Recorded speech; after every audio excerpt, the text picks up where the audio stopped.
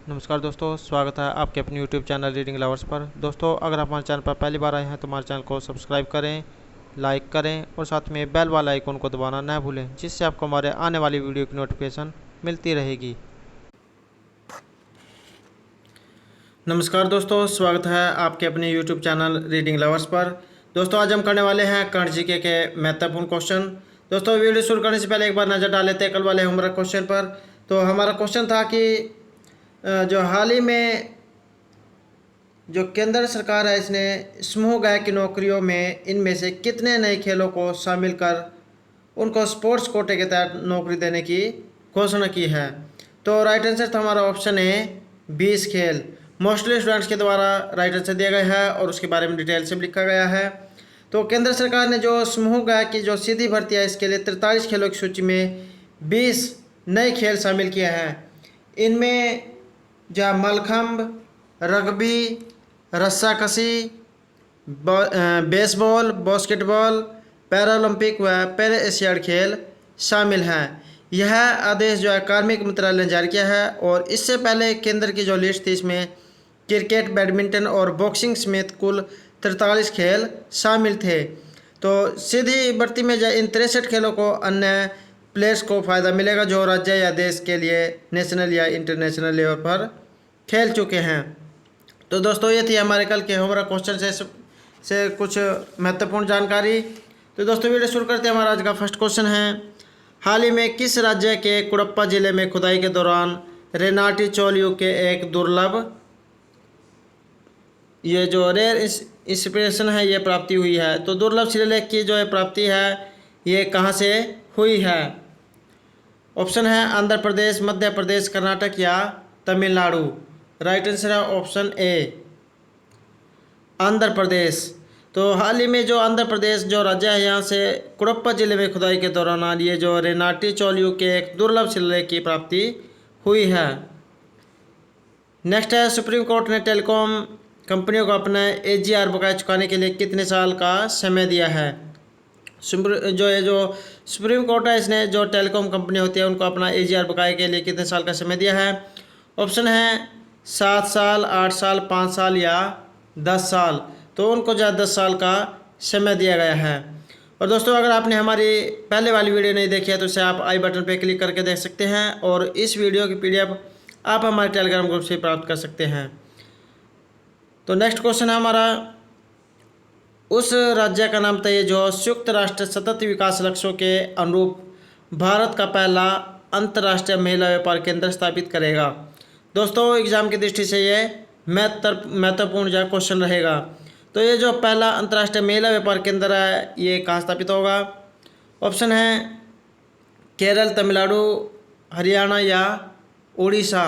Right answer है option A, Kerala. तो ये जो केरल राज्य है जो संयुक्त राष्ट्र सतत विकास लक्ष्यों के अनुरूप भारत का पहला अंतर्राष्ट्रीय महिला व्यापार केंद्र स्थापित करेगा।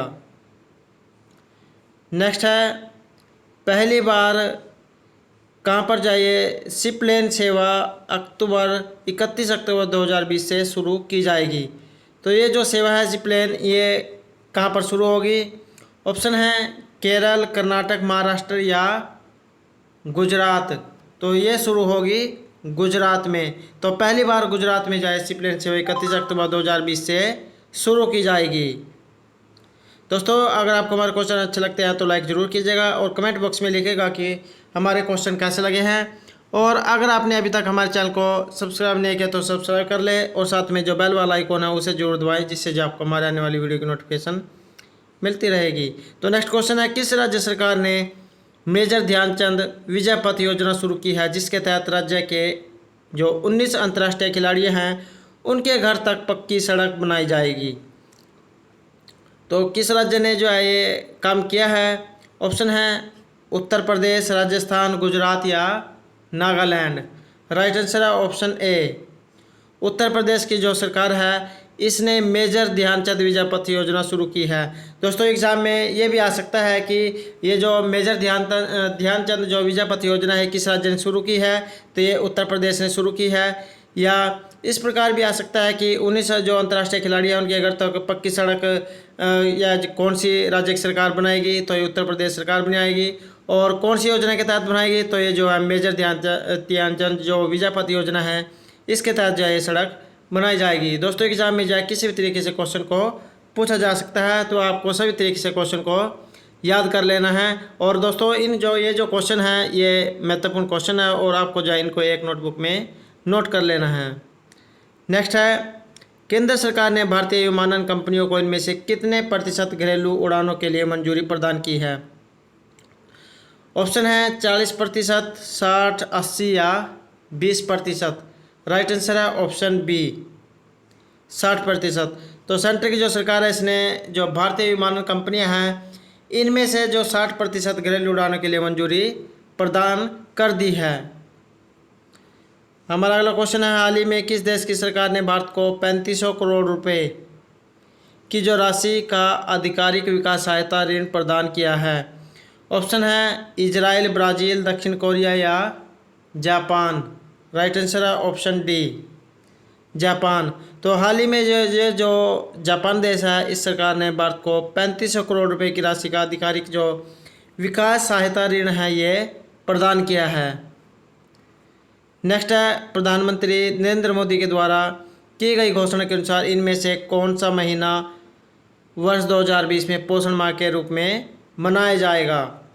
तो दोस्तों ये भी जो क्वेश्चन है वेरी इंपॉर्टेंट क्वेश्चन है, क्योंकि जो प्रधानमंत्री नरेंद्र मोदी के द्वारा जो है ये पोषण माह के रूप में जो है ये मनाया जाएगा। तो कौन सा मंथ जो है मनाया जाएगा। ऑप्शन है दिसंबर, नवंबर, अक्टूबर या सितंबर।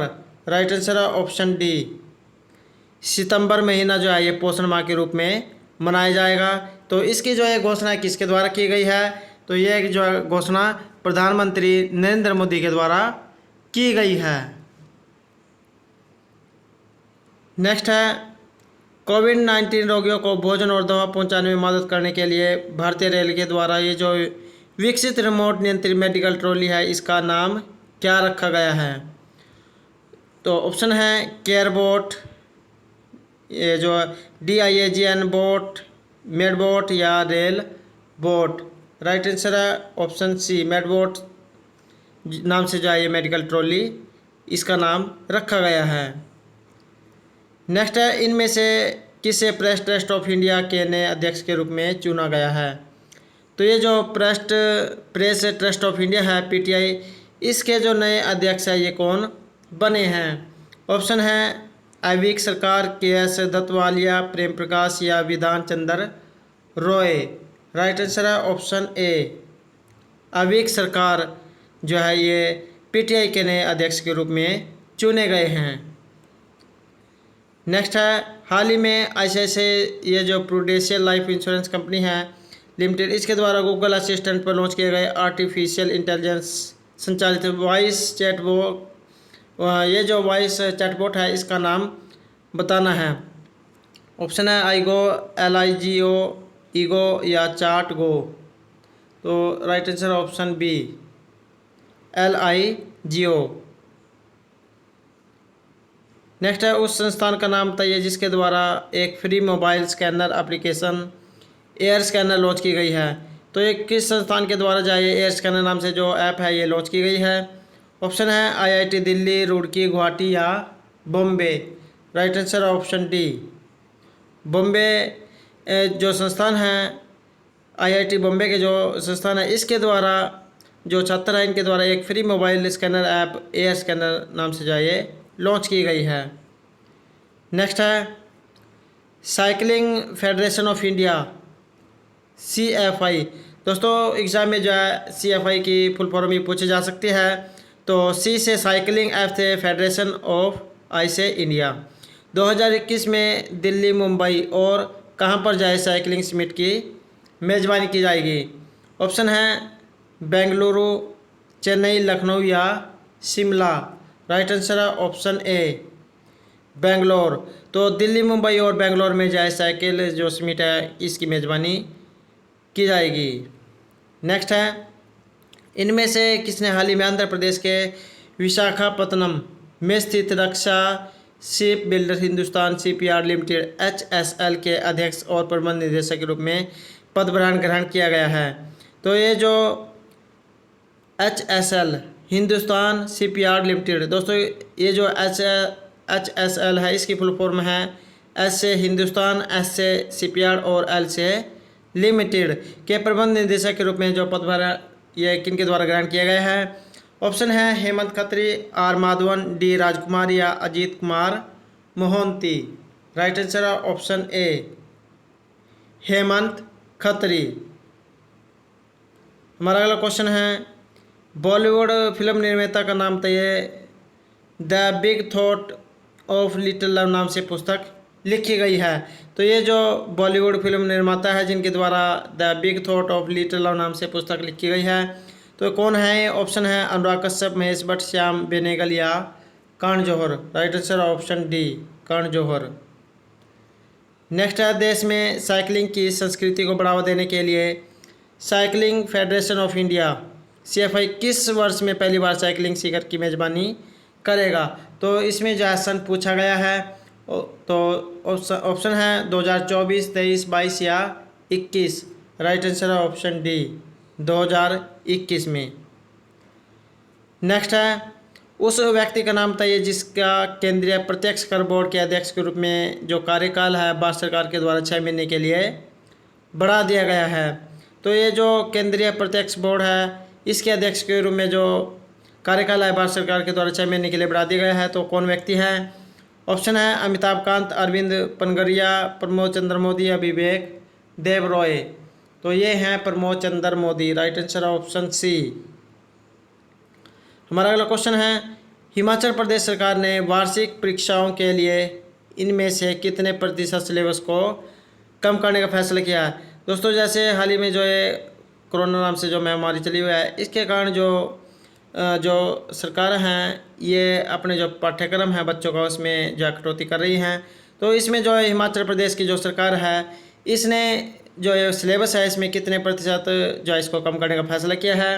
ऑप्शन है 80%, 10, 25 या 30%। राइट आंसर है ऑप्शन डी। तो 30% जो है इस सिलेबस को कम करने का फैसला किया है। अगला क्वेश्चन है इनमें से किस देश ने विश्व का सबसे बड़ा सोलर ट्री विकसित किया है।